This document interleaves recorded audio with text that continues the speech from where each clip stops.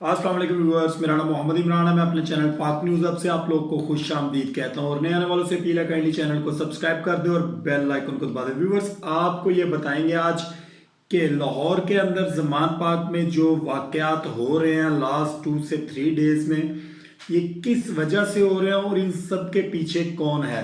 ये तो वैसे सारी दुनिया जानती है, इस सब के पीछे पीडीएम और हमारी इस्टेब्लिशमेंट मौजूद है और राणा सनाउल्लाह साहब का जो किरदार है इस तमाम में वो बहुत ज़्यादा जारहाना है।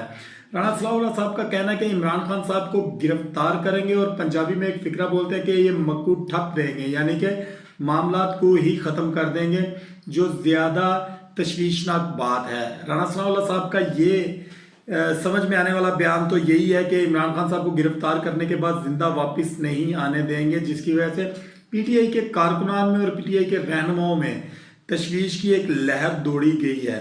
और दूसरी जानब आपको ये बताएं कि राणा सनाउल्लाह साहब इस वक्त इमरान खान साहब के खिलाफ इतने ज़्यादा क्यों हुए हैं। उसकी रीज़न ये है कि एक तो हमारे कोर्ट्स ने ये ऑर्डर कर दिया है कि इलेक्शन 90 डेज के अंदर हो। दूसरी जानब इमरान खान साहब ने जलसे का ऐलान किया है कमिंग संडे को। ये बात बखूबी जानती है पीडीएम एस्टेब्लिशमेंट।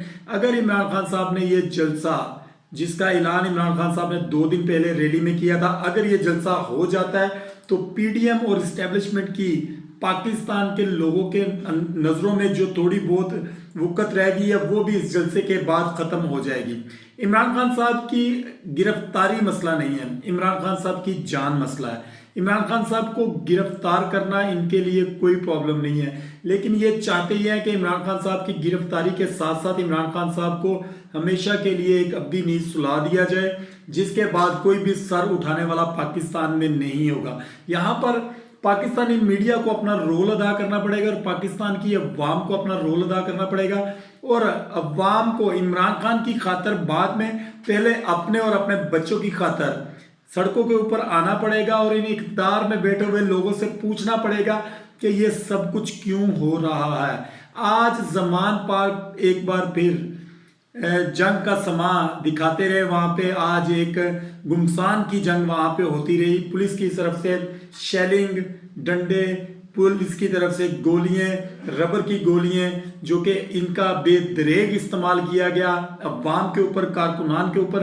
कल के व्लॉग में भी मैंने ये बात कही थी, जमान पार्क में सिर्फ इमरान खान साहब का घर नहीं है, और भी पाकिस्तानी अवाम वहां पे रहती है जिनका तहफ़्फ़ुज़ बहुत ज़रूरी है।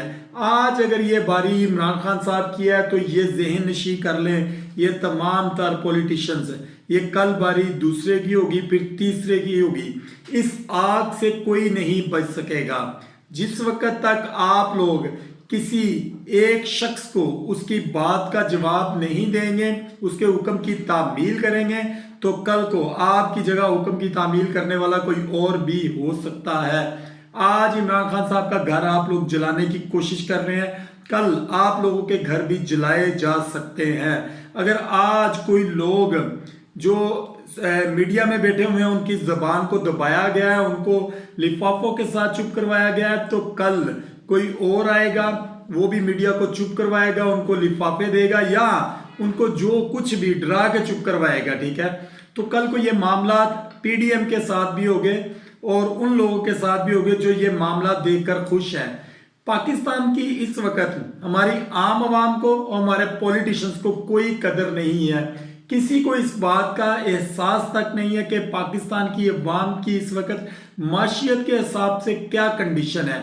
इमरान खान साहब गिरफ्तारी देने के लिए तैयार नहीं है, वो कह रहे हैं कि मुझे अपनी जान को खतरा है, जिसकी वजह से मैं गिरफ्तारी नहीं दे सकता। और दूसरी जानब कारकुनान भी ये चाहते हैं कि इमरान खान गिरफ्तारी ना दे।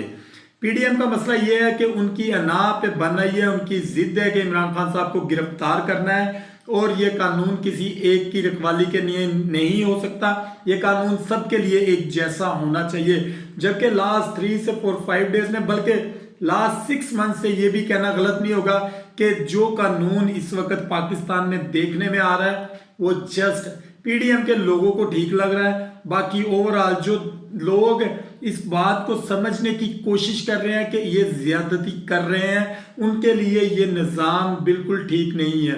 उसके रिएक्शन में अवाम पिछले 3 से 4 दिन से इमरान खान साहब के आगे शीशा पिलाई हुई दीवार की तरह खड़ी है। जख्मी हो रहे हैं लोग शेलिंग बर्दाश्त कर रहे हैं, गोलियां बर्दाश्त कर रहे हैं, डंडे बर्दाश्त कर रहे हैं, पुलिस वालों की गालियां बर्दाश्त कर रहे हैं, बट उनको रास्ता नहीं दे रहे आगे जाने के लिए। आज हाई कोर्ट ने भी ये ऑर्डर कर दिया है कि इमरान खान साहब के साथ जो मामला चल रहे हैं इसको फिल फॉर सीज फायर की तरफ लेकर जाया जाए और बैठकर इन मामला को हल किया जाए। इमरान खान साहब और इमरान खान साहब के साथ उनके जो कारकुन हैं वो इस वक्त तक डटे हुए हैं, अपनी जगह पर जमे हुए हैं। इमरान खान साहब गिरफ्तारी देने के लिए तैयार नहीं और कारकुन इमरान खान साहब को गिरफ्तार होते हुए नहीं दे सकते, क्योंकि कारकुनान ये बात 12 दफा कह चुके हैं कि इमरान खान हमारी रेड लाइन है। आप अगर इलेक्शन के लिए तैयार हैं तो आप इलेक्शन क्यों नहीं होने देते? दूध का दूध पानी का पानी हो जाएगा।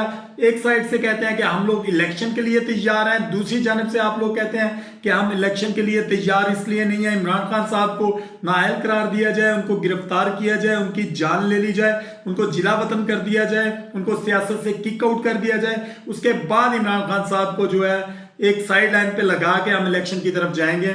चूंकि एनआरओ के लिए नवाज शरीफ साहब ने ये शराइत इस्टेब्लिशमेंट के सामने रखी थी कि इमरान साहब का मक्कू ठपेंगे तो हम लोग इलेक्शन की तरफ जाएंगे और मैं वापस पाकिस्तान आऊंगा। अदरवाइज नवाज शरीफ साहब पाकिस्तान वापस नहीं आएंगे, क्योंकि नवाज शरीफ को यह बात पता है इस वक्त जो पाकिस्तान की कंडीशन है, इमरान खान साहब ये इलेक्शन 100 नहीं 200% जीत जाएंगे और नवाज शरीफ की वापसी फिर कभी नहीं होगी। ये हालात इमरान खान साहब के अपने पैदा किए हुए हैं। इमरान खान साहब जिस वक्त इक्तदार में आए थे इस्टेब्लिशमेंट के कंधों पर बैठकर, उसके बाद जब इमरान खान साहब को काम नहीं करने दिया जा रहा था तो खान साहब का ये काम बनता था अवाम के सामने अपना रोना रोते, जो कि रजीम चेंज प्रोग्राम के बाद भी अपना रोना वो उन्होंने रोना शुरू किया कि बाजवा साहब ऐसे हैं, फलां ने मुझे नहीं काम करने दिया, एस्टेब्लिशमेंट ने नहीं काम करने दिया।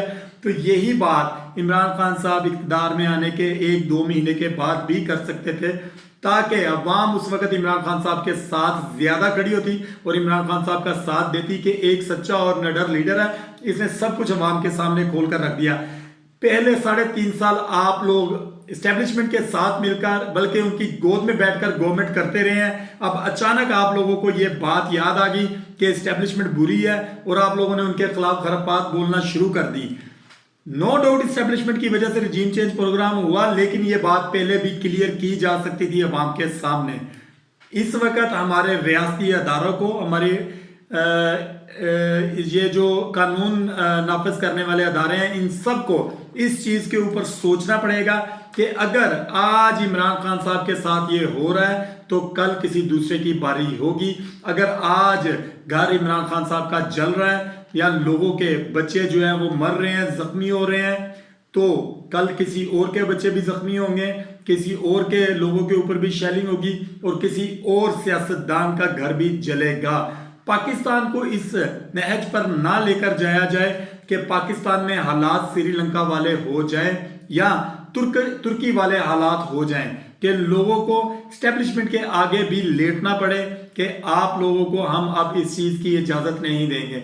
हमारी स्टैब्लिशमेंट को चाहिए कि पाकिस्तान के सियासतदानों को उनकी सियासत करने दी जाए और इनको चाहिए ये अपने मुल्क का दिफा करें, जो इनका अपना काम है, जिसके लिए इनको पे दी जाती है। इनके लिए इनको जो है हम लोग अपने टैक्सेस में से पैसा देते हैं, हम अपनी जेबों में से निकाल के पैसा देते हैं, तो इनको चाहिए कि हमारी और हमारे मुल्क की हिफाजत करें, ना कि अपने ही लोगों के ऊपर जुल्म और सितम ढाए जाएं। आपको ये बात आज सोच लेनी चाहिए कि जैसे हम लोग आज रोते हैं कि भट्टो के साथ ज्यादती हुई थी, भट्टो को फांसी देकर ज्यादती हुई थी, तो ये बात आप आज ज़हन नशीं कर लें कि अगर खुदा ना खास्ता इमरान खान साहब को जैसे पहले कत्ल करने की कोशिश की गई और दोबारा अगर इमरान खान साहब को कत्ल करने की कोशिश की जाती है और इमरान खान साहब के साथ कोई ऐसा मिसहैब होता है, तो उसके लिए आज से 30 साल बाद, आज से 10 साल बाद, आज से 2 महीने बाद, 2 साल बाद जो पछताना है, तो उससे बेहतर है आज हम अपने हक के लिए निकलें और दीन और इस्लाम के लिए निकले और अपने पाकिस्तान के लिए निकले, अपने बच्चों के मुस्तकबिल के लिए निकले, अपनी आने वाली नस्लों के मुस्तकबिल के लिए निकले। मेरी दुआ है कि अल्लाह ताला हमारे मुल्क के ऊपर किसी ऐसे हुक्मरान को मुसल्लत करे जो हमारे मुल्क को कानून, शरीयत और इस्लाम के मुताबिक चलाए। और मेरी ये भी दुआ है कि अल्लाह ताला हमें और हमारे मुल्क को मुनाफिकीनों से बचाए। आमीन सुम आमीन। अपना और अपनी फैमिली का ख्याल रखें, जहां भी रहें खुश रहें। पाकिस्तान जिंदाबाद।